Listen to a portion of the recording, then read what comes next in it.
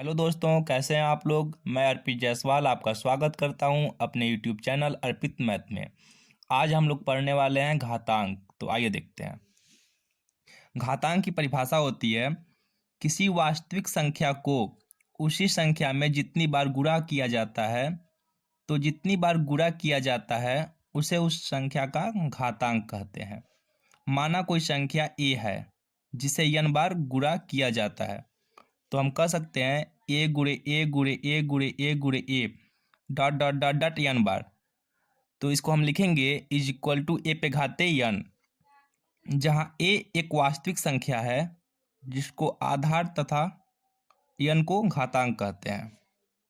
जैसे यहाँ देख सकते हैं आप, ए पे पावर n दिया है, यानी ए पे घाते n दिया है, जहाँ हम n को घात या घातांक कहते हैं। घात को इंग्लिश में हम पावर और घातांक को एक्सपोनेंट कहते हैं।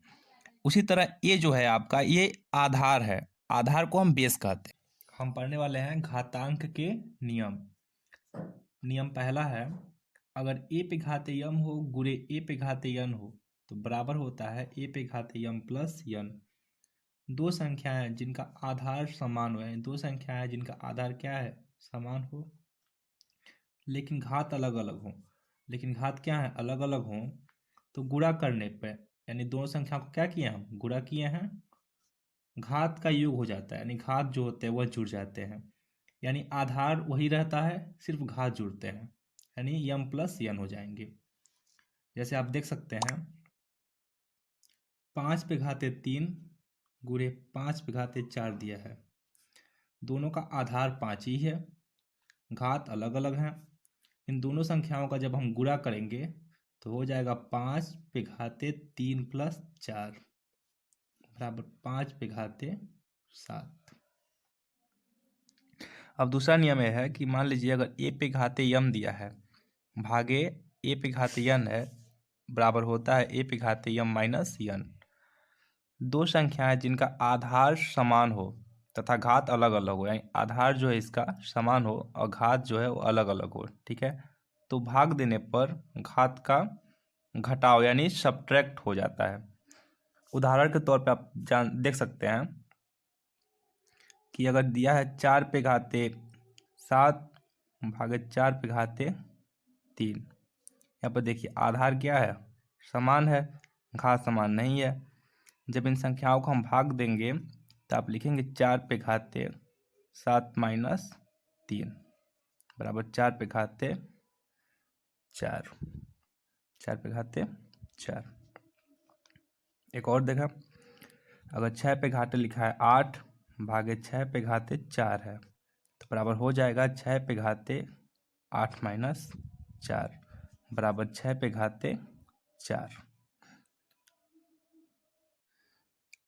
तीसरा नियम है, अगर ए पे घाते यम दिया है और पूरा घाते यन दिया है तो बराबर हो जाता है ए पे घाते यम यन। यदि किसी संख्या की घात के सिवाय कोई दूसरी घात होती है, यानी कोई संख्या है उस पर एक घात है, उसके अलावा भी कोई घात होती है, तो दोनों घातों का गुणा हो जाता है। तो दोनों घातों का क्या होता है, गुणा हो जाता है। उदाहरण है, जैसे मान लीजिए अगर 4 पे घाते 2 है, पे होल घाते 3 दिया है, तो बराबर हो जाएगा 4 पे घाते 2 गुणे 3 बराबर 4 पे घाते 6। अगर ए बी पे घात यन दिया है तो बराबर होता है ए पे घाते यन गुणे बी पे घाते यन। इसको आप ऐसे समझ सकते हैं, अगर मान लें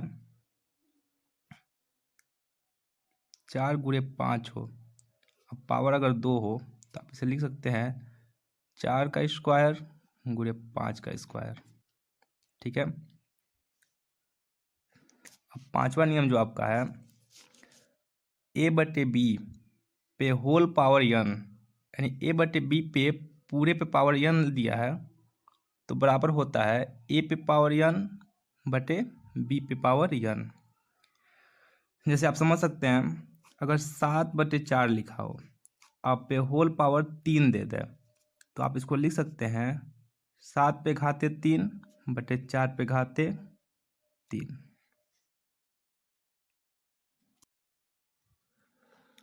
छठवां नियम है आपका, अगर ए पे घाते माइनस यम हो तो बराबर होता है 1/a पे घाते यम। यदि किसी संख्या की घात ऋणात्मक हो, यानी कोई संख्या उसकी घात क्या हो, ऋणात्मक हो, तो मूल संख्या को भिन्न में बदलकर भिन्न के भागों में बदलाव के उपरांत घात धनात्मक हो जाएगी। कहने का मतलब है, अगर मान लीजिए कोई संख्या 4 है, उस पर घात -2 है, तो जब आप 4 को भिन्नों में बदलेंगे यानी 4/1 लिख देंगे और उस पर घात -2 होगी, तो जो भिन्नों के भाग हैं यानी जो यह हर है और यह अंश है, इसका बदलाव कर दें, यानी इसको ऊपर नीचे कर दें, यानी हर को ऊपर कर दिए और अंश को नीचे कर दें आप, यानी 1/4। तो जो इस पे घात होगी वह प्लस हो जाएगी, यानी धनात्मक हो जाएगी। और आप इसको लिख सकते हैं 1/4 का स्क्वायर, यानी 1/16। ठीक है। 7वां नियम है, अगर किसी संख्या पे घात 0 हो तो इसका मान हमेशा 1 के बराबर होता है। यदि किसी संख्या पर घात 0 हो, यानी घात 0 हो, तो उस संख्या का मान सदैव 1 होता है, यानी सदैव 1 होगा, यानी 1 के बराबर होगा। जैसे मान लीजिए अगर 4 पे घाते 0 हो तो आप इसका मान हमेशा 1 होगा। 5 पे घाते 0 हो तो इसका मान 1 होगा। 6 पे घाते 0 हो इसका मान 1 होगा। 9 पे घाते 0 हो इसका मान 1 होगा। या फिर 10 हो, 10 पे घाते 0 हो तो इसका मान 1 ही होगा।